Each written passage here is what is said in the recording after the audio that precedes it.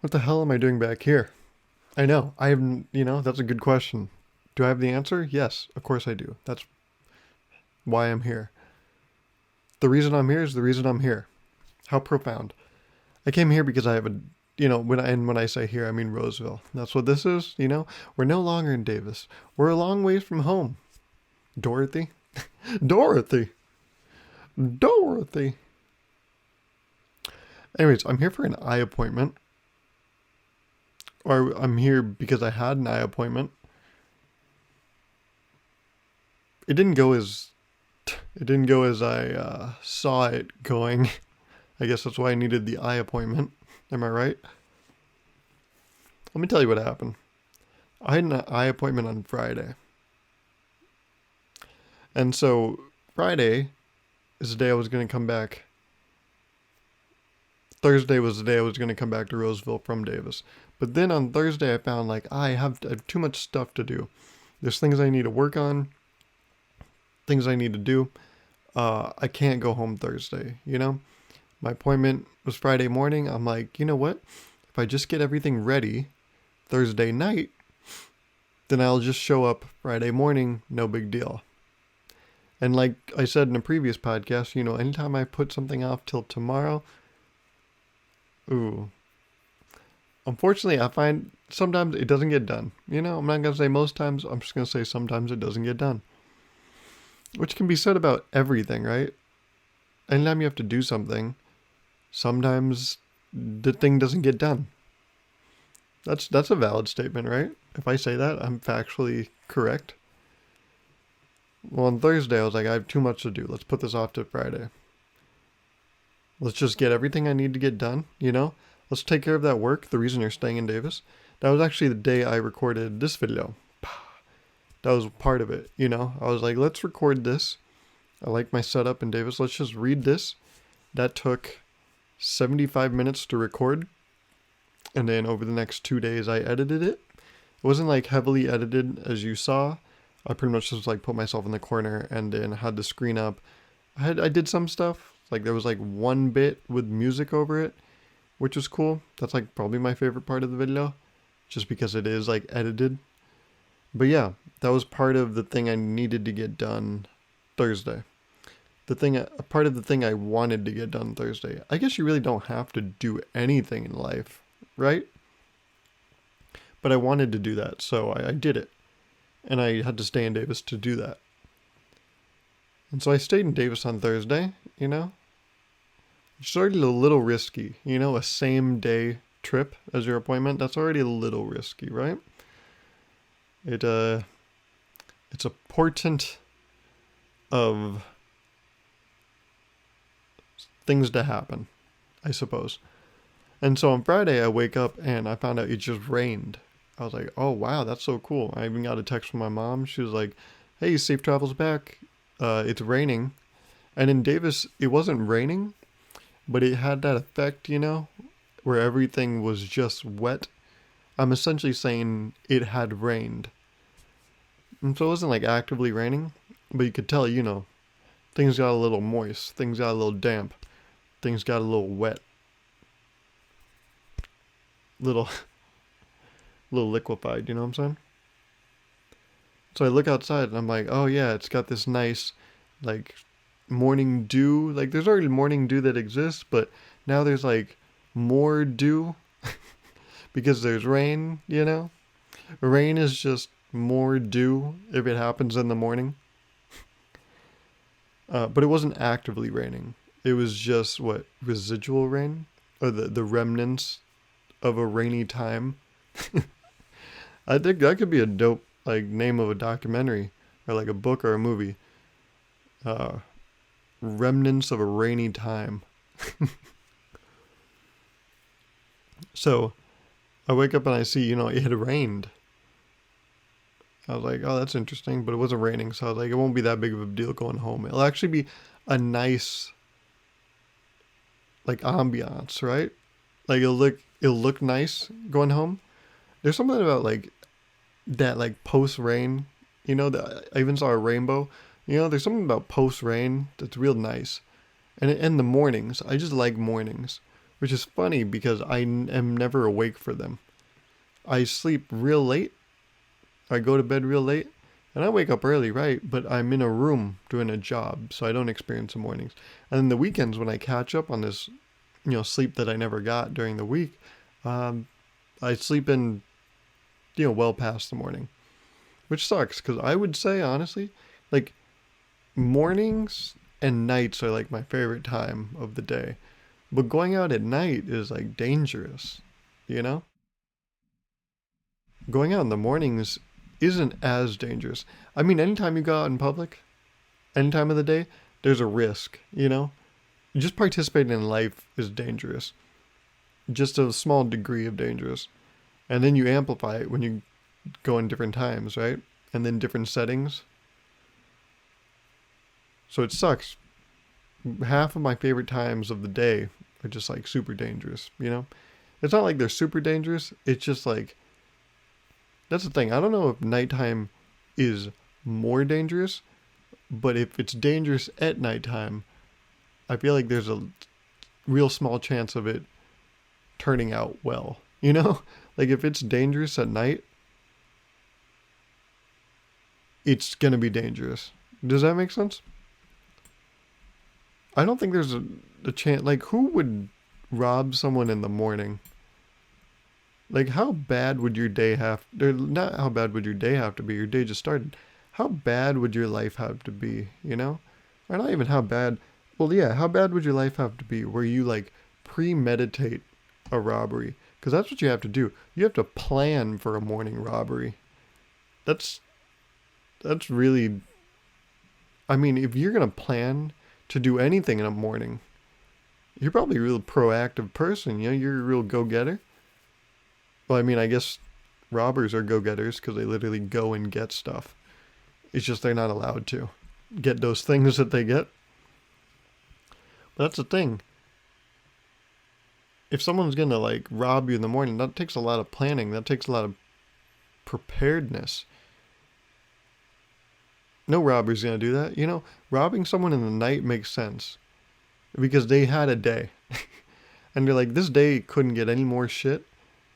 Let's just rob someone. What's the worst thing that's going to happen? I'm going to have a worse day? That's not possible. Let's rob someone. The worst case scenario, what? The day gets a little worse? Fine. It's like I said, it's like buying cookies that are unhealthy. If you're going to do a bad thing, do it all the way. That's what robbers think about. They're like, I'm already having a shit day. Let's just do it all the way. They buy like 15 lotto tickets. They rob someone. No, they rob someone to get money for the lotto tickets. Then they scratch the lotto tickets and they're like, I didn't win. And it's like, yeah, they're lotto tickets. Or they get one of those little winnings where it's like, you won $2, but you have to mail this somewhere. And just mailing it costs like $4. So you're like, what's the point? But yeah, I don't see anyone really robbing anyone in the morning. Because that's just evil. That means you plan to get up in the morning and set out to rob someone. Just those two lifestyles don't coincide. They don't mesh. There's no synergy for early risers and robbers. That's not a compatible pair. I know they say the early bird gets the worm. So I guess the early robber gets the steal. But I think that's I don't know if that analogy applies here, right? Or that age-old adage of the early bird gets the worm. I don't know if that applies to robbers. It might apply to robbers, robbies, robs. I don't know if it applies to robbers, though. But I really like mornings. So when I woke up on Friday morning, I saw it was wet outside. I was like, oh, this is dope. Like, it's never wet. It's been dry and hot as hell recently. Like, this is a nice change up. And I'm going to be out in the morning. Like, this is a dope time. So I load up my car with whatever I need, and then I get in, turn the key in the ignition, and the car comes online. Doo doo doo doo. You know, the lights turn on, the roar of the engine, the purr of the engine. And among the array of lights, there's one light that sticks out. I don't usually see this light, but like a holiday, they rear their ugly head, maybe a couple times a year, you know? It's a real Thanksgiving, Christmas of lights, I would say. It's the tire pressure light. The tire pressure light turns on, and I hear the ding, you know, ding. I'm like, oh, God, what? Like, we're about an hour out from my eye appointment. I'm like, this sucks. Every minute counts right now, man, you know? I had plenty of time to get back, right? If my tire pressure wasn't flat, but it was. So, because it rained, I kind of deduced in my head, right? Like, oh, maybe that's why the tire pressure is low, because there was just a drastic shift in weather. We've been hot this whole time. Now it's real cold. That probably affected the size of the tires. That affected the pressure of the tires. So I was like, okay. So I take the little, like, you know, there's this little tool that you can use where you press the valve of a tire and it'll tell you the tire pressure, the PSI. And my tire pressure is supposed to be 32 PSI. So I go through all the tires and they're all 29.5 and the top left one is 28.5. And I was like, okay, that's less than 32. But they're all around the same. They all got a little flat consistently. So that's a good sign. I'm like, that at least means that not just one of these is flat. Because that's a problem. That's when you have a legitimate problem. That means like there's something up with that tire. Like it got ripped or, you know, it's leaking air. But this was good. There was consistent flattage across the board. And I was like, okay, well, that's fine then, right? Let's just try driving. Let's see what happens. I was like, if anything starts to feel weird, then maybe we'll reconsider, you know? We'll meet up, we reconvene, re-strategize, go from there. Feel me? So I start driving, and then like five feet into my drive, you know, I'm just leaving a parking space, the light goes away. And I'm like, oh, that's great. Maybe I just need to move a little bit. Maybe it's because the tires were just in place. But then when they were moving, they were like, oh, remember how we told you your tire pressure is low? It's not. Sorry. Things were a little weird because they were stagnant. You know, you weren't really moving much. But now you're moving. I see that, hey, you know, it was kind of like my car stretched. Before it was real tight, you know, before the warm up, before the drive. But then when I got it moving, it was like, oh no, you know what? You're loose. You're loose. Get out there, you know? Sub in. Pull Robbie out. So, you know, I get in the game of this, you know, drive. I'm stretched out. I'm feeling loose. I'm like, oh, this is great. The light's off. I'm going to make this appointment. Dope. And then the light comes back on. I'm like, oh no. I've been lied to. The deception runs deep. There's a word. There's a word for deceiving that I really like, and I can't remember it. Let me look it up. But I couldn't believe my tires. You know, they were telling me one story, and then boom. We get going, we start stretching a little bit, and then boom. The narrative changes. I said, how dare you? I thought we had a good thing going, and now look at you switching up on me in the last moment. Unbelievable. But let me find that word. There's a word that means, like, what is it? Deceptive, right? It was used in Brooklyn Nine-Nine, which, by the way, is Brooklyn Nine-Nine ends next week. So, season finale of that next week. That should be fun. I thought it was going to come out this week, because, you know, 9-9, and, like, they come out every Thursday. But it didn't come out. I don't know what happened. I guess we'll find out. I could read up on it, but I don't care that much, you know? What's the word? There's a word.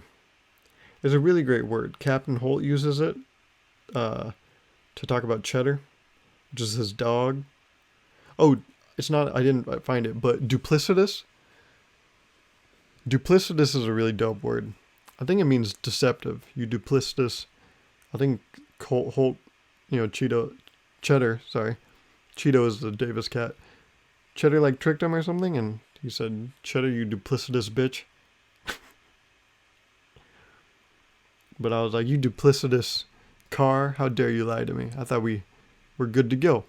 But then I go a couple feet and it switches up. I got the light on, the little ding goes ding. I was like, "Oh shit." Okay, fine. But then I go a little more feet and the light goes away. I'm like, "Oh, see, it was like, you stretch and you feel good, you do layup lines, and then you go up for a layup and you get a little tight going down one time and you're like, oh no, that's when the indicator turns back on.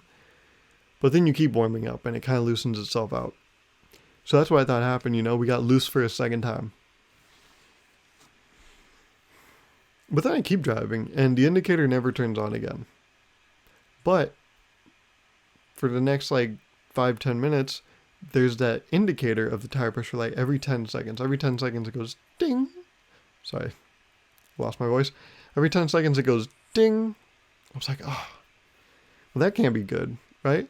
And I don't know if you guys have ever driven with low tire pressure. I've done it a few times now. Actually, I didn't get to ever like tell this part of the story. I only told one person this story. But this video, I don't know if you ever watched this video of mine, but it's when my car got towed because my apartment complex at the time was like not very clear that you needed to get your car out there. So they just towed my shit. So I had to go get that video is the whole story of like me getting it back, like losing my car, getting it back. But what doesn't get covered in that story, because it happened after that was recorded, is that I drove home that day I got my car back. And the whole time my tire pressure light was on. And when you drive with your tire pressure light on, every mile is like a new test. You take it mile by mile. It's like putting one foot in front of the other, but with a car. Because you're like, this, any second now, something's going to go wrong. But then luckily nothing went wrong there. And then I got home and I measured the tire pressure. It wasn't bad. It wasn't bad in Davis. But then I got home and I tested them all. And they were all a little flat. But one, remember my PSI normally is supposed to be 32. But one of them, the PSI was like 14. I think it was like 14 or 16 or something. I was like, oh my God. I inspected the tire a little closer. There was just a gash in it. There was like a rip in it. It didn't go all the way through, but there was a rip. And it was because, my car got taken to that, like, yard where they keep cars that get towed, and something must have torn it. So then that weekend, I had to get my tire replaced. That sucked. But besides that, I think it's really just that time I've ever driven with low tire pressure. I've done it before, but those are like more minor times where it's like, it's just a little flat. It wasn't nothing major. So this was like, I've done this before. I've driven with low tire pressure. So I knew this kind of anxiety that comes with it. But it's still anxiety. So it's real, it's some scary stuff, Because you think any second now, oh no, something's going to happen. And you start hearing things. Like when I was on the freeway, I was like, does my car always make that noise? Am I driving on a line? Is something on the road that's making that noise? You start hearing every little like noise your car makes. Because like any noise that's like an anomaly, you're like, that's the thing. That's what's gonna, screw me. That's the indicator. When you like look for something bad in you? Yeah. It's like when you search up, you got a little symptom, you search it up on WebMD, you start convincing yourself, you're like, you know what, I did feel a little groggy the other day. Maybe I do have this, Maybe I do have herpes for the butt. I don't even know what that means. Yeah, I was a little tired. Maybe you got that herp anus. But yeah, you start convincing yourself because you're like, something's wrong. Show me the sign. And then you start showing yourself the signs. So I was driving on the freeway and I kept hearing I was like, my tires don't sound this way on the road. And I was like, if something weird happens, like, it doesn't matter. If I'm a little late to the eye appointment, whatever. It's more important I just get this figured out. So on the way from Davis to Roseville, there is a repair shop. So I pull into the service lane, and usually there's these, well, not usually, there are these three like cubicles right there. A door straight from the outside in that opens up to like this cubicle, like there's these little offices, and those are where like the service people sit. So right when you pull in for service, they're like, "All right, how can I help you?" They meet you there. So I get there and I notice no one approaches me. I like do that thing where I like slowly get out of the car. I don't make any rush. I like check my phone a couple times, get out, stretch. No, just hit one of these. Is anyone coming to help me? Huh? Anyone coming to help this hunk over here? But like usual, no one comes, and so I go into the building and I approach the front desk, and there's these two ladies working there, both masked up, both have the, the like screen, the like plastic screen there. And I walk up, and they don't acknowledge me, so I'm like, "Hello," and then the person on the left looks up and says, "Hi," and I was like, "Yeah, so I'm outside. Could someone help me get some service out there?" And she was like, "Okay." Um, yeah, I was like, "I just need, like, can someone look at my tires?" She was like, "Oh, yeah, yeah, someone can do that." She picks up the phone, says, blah, blah, blah, to the front office, blah, blah, blah, to the front office. About 10 seconds pass. Just standing there. She goes back to work. She looks up at me. She says, "They're coming out." I was like, "Yep." I got that from context and knowing how things work. You called for him. Nothing else really happened. Yeah, he's coming now. And then from the back room emerges this fellow in a red polo tucked into his black slacks. And he walks up to me and says, "Yeah." I was like, "Could you help me take a look at my car?" And he's like, "Yeah, what's wrong with it?" I was like, "Oh, I think the tires, something up with the tires." He was like, "Okay." I was like, "Yeah, I think all the tire pressures are low." And I knew that because I checked them. But then I was like, something also weird that's happening is the indicator light turned on. And then you hear the ding of the indicator. But then the light went away. And then every 10 seconds from there on out, I would hear the ding. And he was like, "What's the noise?" And I was like, the tire pressure ding. Ding. And he was like, "Uh-huh." I was like, "So that's what's happening." He's like, "Okay. What do you want me to do?" I was like, "Can you take a look at my tires?" He was like, "Yeah, give me your keys so I can get into your car." I was like, "Okay, here you go." And then you get real self-conscious. You start thinking about everything. Like my keys have certain like keychains on them where I'm like, "Oh, that's a little look into my personality that you don't need to have, Mr. Red Polo." You know? He just found out more about me than pretty much anyone in the world, knows. Like more than like a handful of people in the world know. I was like, "Okay." And then I follow him into his office and sits down at his computer and starts typing away. And there's a lady already waiting in his office. I was like, "Oh, God, does she work here too? Why are we all congregating over here?" And I look outside, and there's another car behind my car. And I thought it was hilarious because it was her car, and we had the same exact car. Her like door handles were black, but besides that, we had the same exact car. Like every other color and every other thing was the exact same. And I was like, "Oh my God, I hope he goes into the right car." Anyways, he's at his computer, and then I'm standing there, and he's like, "You can go wait in the lounge." I was like, "Oh, okay. Sorry for not knowing protocol around here." Sorry. First day, Sorry if I haven't found all my classrooms yet, The lounge, is that where I go? Thanks, bud. He looks at me like, how do you not know that? You know, that kind of energy. So I go out there and I watch, you know, whatever's on the news. He takes about like 20 minutes and then comes out and starts talking to someone else, but I see he's holding my keys. And then I also remembered that, you know, I was bringing stuff home. So this microphone was just sitting in my passenger seat, just on passenger seat. And I was like, oh, damn it. If he knows anything about the world, he knows that that is a microphone. And if he knows even a little more about the world, he'll know that that is a microphone that like people on the internet use. More specifically, like people that make YouTube videos or like podcasts, you know?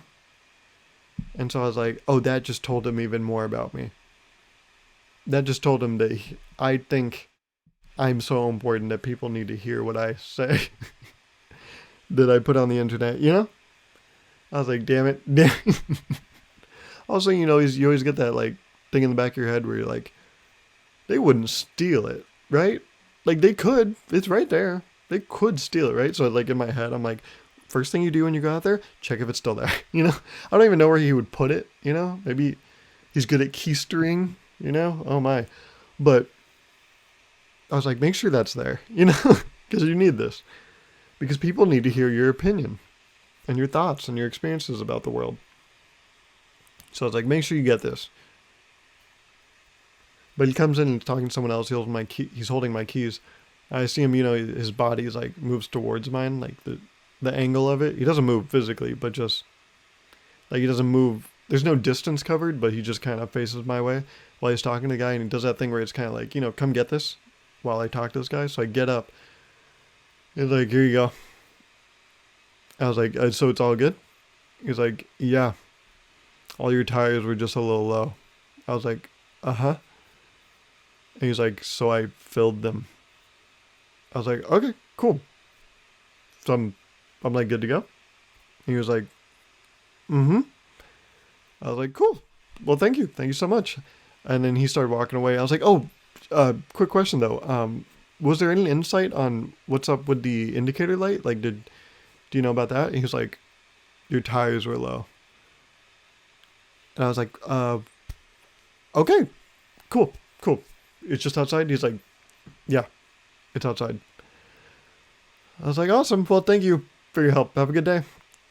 Then I went out and got in my car. Now I told you this took about 20-25 minutes, right? So we're running a little behind schedule. You know, this puts a dent in things itinerary-wise. So I'm driving back, and what I was going to do is like stop by home, drop some stuff off, then go to my eye appointment. But I'm like, you know, time is of the essence right now. We got to make every minute, every second count. So I'm like, let's just drive straight to the eye doctor, the eye appointment. So I do. I drive there, and I get there, and my appointment was at 10:30. And I pull into the parking lot, I think 10:41. And by the time I get to the front door, you know, I'm like putting on my mask, putting on my, yeah, putting on my mask. And I go open the front door. I first like read the front door. Remember, I'm in Roseville, so now this is Placer County. Davis is Yolo County. I go to the front door, and I'm like, you know, I scanned the front of the door because I always want to make sure, like, are they like requiring you to wear a mask? Not that that changes anything really. Like, I'm gonna wear it regardless, pretty much nowadays. But I just want to make sure, like, I am following rules. You know? Not like, see, that's the thing. I make sure I'm following rules, but it's like, whether or not the rules are in place, I would be following them. You know? Like, you don't get in trouble for not wearing a mask if it's not required, but you could get in trouble if you're not wearing a mask and it is required. But when you're wearing a mask, you can't get in trouble no matter what. So I don't know why I really checked it. I think it was just for like a sanity check in my head. But I opened the door at 10:42 and I'm like, hi, sorry, I know I'm late. And they're like, yeah, no problem. And there's 3 ladies working the front desk, which was just like, why do you guys all do the same thing? Or like, why are there so many of you?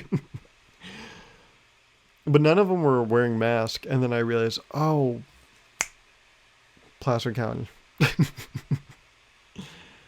It was just weird because I don't know if I talked about this here, but like in Davis, I feel so normal because I wear a mask, and like a majority of people do. And then when I'm in Roseville, I feel like a minority in more than one way, but like like I feel like the weirdo because no one here wears a mask because they don't have to. But it's like just the state of the world right now. It's weird to see this entire area be like, yeah, we're out of it. No more pandy for us. Just because we live in a different county. I don't know. It just felt weird to see like three people indoors unmasked, like working. Because like usually jobs require it. Like even when places like the mask mandates get lifted, usually still at like workplaces, um, like workers wear them. So it was like, oh man, this was like another look into pre-pandemic activity, but I was like, we're still in a pandemic, so it was like kind of weird.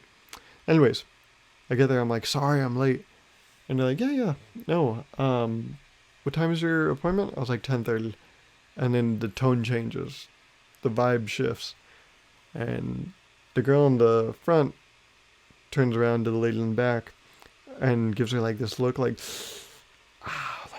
like what do we do? Like how do you deliver bad news? Can we tag team this? I don't want to do it alone. But they like communicate with like some murmurs or whatever. They're like whisper, whisper, whisper, and they're like whisper, whisper, whisper, and I'm like, oh boy. And the lady in the front turns to me and she's like, I'm so sorry, but we do have a 10-minute policy. So it looks like we are after that. So we're gonna have to reschedule. And I was like, what? I mean, the most frustrating, I was like real upset after this. Not at them, but at myself. Because I knew, I was like, why did you try to do this on Friday morning? You should have just come home Thursday. This was so stupid of you. Like, you should have been quicker in the morning. I blame myself for the whole thing. And so I was like, God, just like be better, Gauruv. But they're like, we are gonna have to reschedule. But then I was like, what changed in the past 120 seconds that I can't now have my appointment? I get it. Someone's after me, right? What's the build up? Doesn't this like restart at lunch? Like if I go 2 minutes over, now the next person goes 2 minutes over. By the time my appointment's over, it's gonna be 11. And then you have like one or two people before lunch. And then I found out they close at 2. So I'm like, your work day is pretty much over. We're like halfway through your work day. Just let me be 2 minutes late and let's just add that on to the next person. It's not going to really pile up to be that much. But they're like, no, we're going to have to reschedule. So I got rescheduled. So it's this week. And that's why I'm here. I was going to be here regardless, but I'm staying here a little longer because I have to. Because the whole reason I came here hasn't been accomplished yet. So yes, to answer your question, or to answer my question that I posed, the first thing I said this podcast, why the hell am I here? I had an eye appointment. And now I'm in Roseville. But it's good. I recorded a video today, which I think you'll see 1, 2, 3 weeks from now. I don't know. We'll see. It's cool. It's something I've done before, but different. I don't know if that makes sense, but I think it went well. I don't know if it's coming through here, but I'm like real sweaty. I was real sweaty during the recording of that too, because I don't like to turn on like fans or anything when I record. Because it creates a lot of like wind noise and it just like ruins recordings. So that recording took an hour and 43 minutes, or I guess in total, like that's how big the file is. But I guess in total it took like 2 hours. So it was like 2 hours of just like sitting in the heat and like I was sweating, not bullets, but like, just the whole surface was real damp. It was like a well-oiled shuffleboard. you know? Like it's real well polished. Yeah, old people could shuffle pucks on my forehead, you know? Coming to a retirement home near you. My forehead. But we start school next week. Not this coming week, but next week. That's interesting. I read that. I told you I made that video reading the COVID policies. It's weird. I don't read like who does right? Read that? Who reads that shit? Um, but I read it because I wanted to make that video. I had that idea on like Wednesday. That's why I stayed Thursday to record it. But I was like, oh, I was like, it'd be cool to read this. Just maybe make some jokes about it. So I recorded that, and I would have never read that thing if I wasn't making a video about it.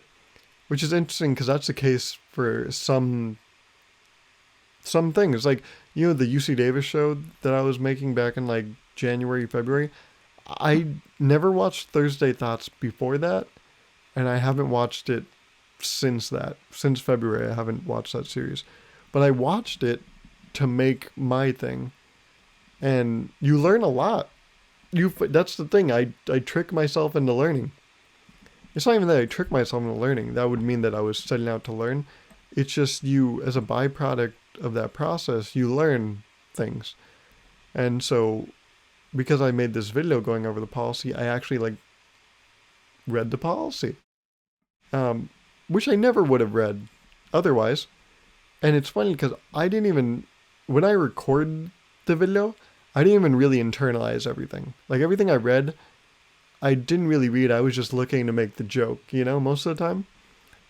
That's not to say I didn't understand anything I was reading, but most of the time it was just, I saw words in an order and I thought about how to make a joke about these words in this order, aka a sentence, how to make a joke off the sentence.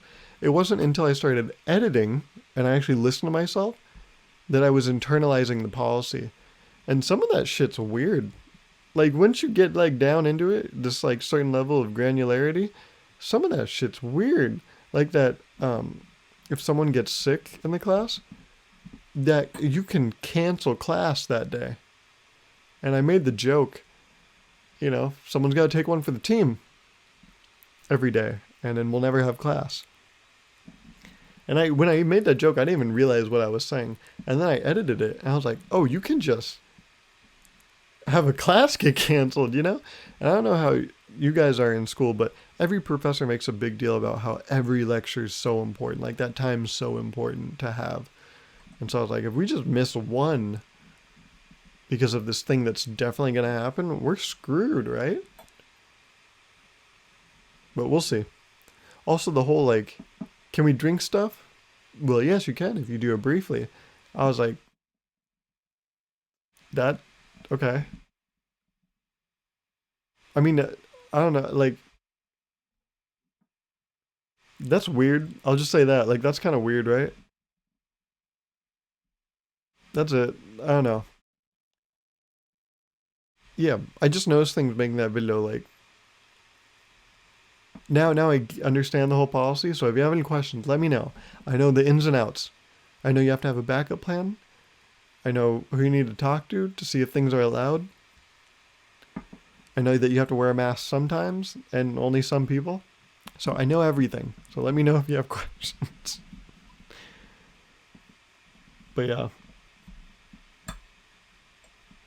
There were a couple comments. I just deleted them because they were weird. Like they were just gibberish. But there was one comment, and it was this giant paragraph, you know, like this big or something, but on a phone. So that's real big. That's like the whole screen. It was this big comment, and it was talking about like how, oh, like the vaccine like gets into your bloodstream or something, and then it ended. The more words there were, the more it wasn't coherent. In the beginning, you could argue that it was a full sentence that made sense, but by the end, I think it was just words. Like I thought about it, I was like, should I make the joke? Should I say like, oh, did you just hit the autocomplete thing over and over again? Because that's what it looked like. It didn't make any sense. But it ended on a high note. It ended on talking about how uh, the pandemic is one big like government conspiracy. And I was like, huh, Interesting. Thank you. Thank you for that insight. And then I just deleted it. I was like, this is stupid. uh, but yeah, it's weird. I didn't feel like, I don't know. I'm kind of like weirdly low energy this podcast, which is weird because I felt fiery the whole day. But I guess that's it's the end of the day. I think it's also the heat. Like I've had the fan on this whole time. I turned the fan off, turned the AC off, and I closed the door. I got this light running, and it's really hot. And so I think it's that also. It's kind of like weighing me down.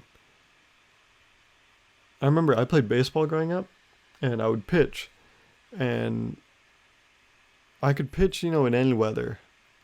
But my least favorite weather was the heat.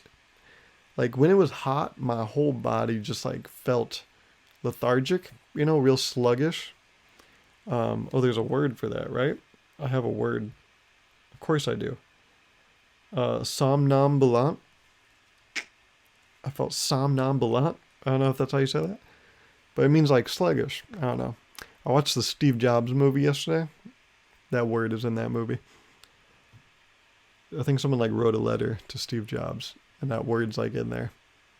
And then he like condescendingly explains that to Joanna, is it? The lady, his like assistant lady in the movie. She just stares at him, and he's like, it means sluggish. And it's like, okay, well, she didn't really ask. I don't know why you just assumed she didn't know what it meant. He's like, I can tell from that stupid gleam in your eyes that just went over your head. So let me just mansplain that one real quick. But yeah, playing baseball, like pitching in the heat was the worst because you feel sluggish. Pitching in the cold is hard because you can't feel your hands, but it was still doable. Same with like the rain. It's hard to get a good purchase on the ball. But pitching in the heat was just, it's hard to focus. Like getting that ball in the strike zone when it's hot out, that's tough. And for me, the heat was like, let's not. Which is good because growing up, baseball season started in like January, February, and it went till, I think it was like May, June. So that's like when it starts to get hot. So like late in the season, it was sometimes hard to pitch. But I mean, by then you're warmed up and you're used to it and you're like in that mode. So that's why it never really was an issue. But sometimes, you get those certain days where it's just like real hot in February and you're like, what the hell is going on? And then that's when it bites you in the butt. And I think it's that. I think it's my old baseball kryptonite coming to bite me in the butt again. Heat and sweat. I feel sluggish. I got a bad case of somnambulant. Sounds like a wine. And tonight we have this somnambulant for the lady. The somnambulant. You could say the whole word with like opening your mouth.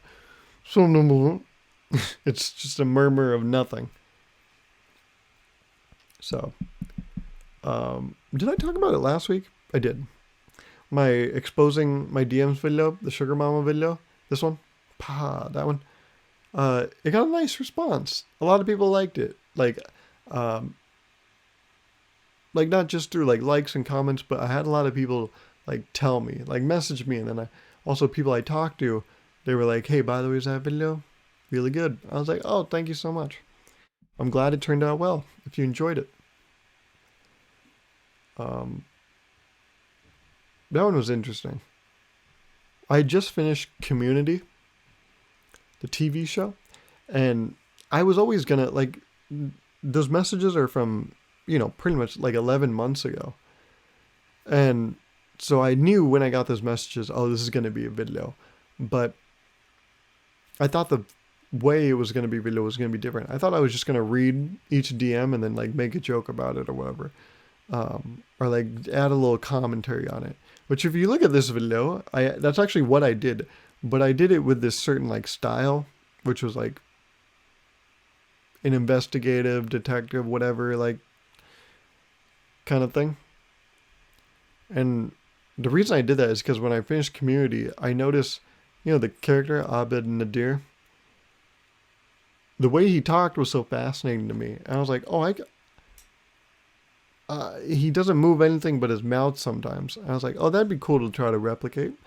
And so really my, I guess, inspiration behind that video turning out that way that it did was Abed. Because I was like, oh, it'd be interesting to try to like play a character like that. So yeah, that video wasn't originally supposed to be like that, but I finished Community and I was like, oh, let's try this. This will be fun. This is a little something different. So shout out to Abed, or as Pierce would say, Abed. Yeah. I don't know how I feel about school coming back. It's interesting. Everyone I talk to, when I talk to them, they're like, I'm excited to get back. I think it'll be good to get back. And then a lot of the people I see, like the same people, they post on social media, like when this Davis policy came out, they post about it and they're like, what the hell is this? And I'm like, oh, so you are like a little like nervous, right? I guess when people, I notice when people talk, they just say like, I'm excited to get back. It'll be good to get back.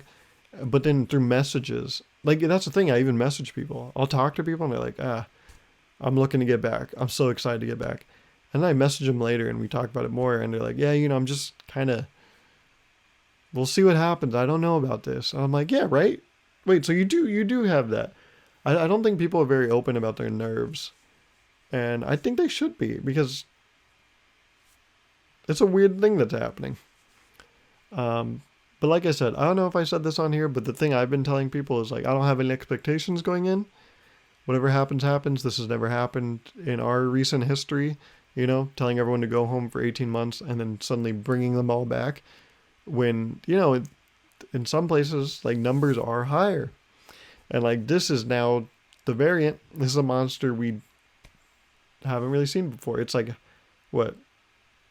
More transmissible. And so now we're going to start congregating in large numbers. I don't know what to expect. So I'm just having no expectations because, that's just going to make me disappointed, right? So I'm just going in. That's kind of the energy I took with that video I made. Like, just read it. You can't really get mad or happy about anything because that's not going to change anything. So just read it, make jokes about it. And, yeah, once school starts day to day, just try to stay safe and stuff, I guess. I don't know. So, yeah. I don't know. No expectations going to school next week. I'll talk, we'll have another episode of this before school starts. But that's my thoughts 10 days out, right? A week and 3 days, 10 days out till school starts. Yeah, that's the vibe right now. I had a lot of talking points written down, but I didn't get to any of them because I just talked about other stuff. But that should mean that next week I should be in Davis. That means next week I'll have plenty to talk about, plenty to joke about. I think some things I have written down are funny. Also, I just want to say last week a big thing I talked about was like how gross kids are. I basically like just shit on kids. And then, what do you know, the same day that podcast went up, Olivia Munn and Kylie Jenner both announced they were pregnant. Looks like some people felt a little threatened by my takes. Yeah. I was like, kids are stupid. They're like, oh yeah, well, we're having kids. I was like, okay, Kylie and Liv. It's on, girls. I stay firm in my position. Kids are dumb. Just wait, Kai and Liv. When they got applesauce running down their chins, you'll side with me. You'll see the truth. Kylie already loves Stormy and she loves her. So what am I saying? I'm the losing end of this argument, Kylie definitely has concrete evidence. She's going to best me in this one. That's why I'm not going to take her to court. I'll let her have this dub. And yeah. I hope you have a good week. Talk at you next week. Talk about fun stuff. Should be good. Okay. Bye.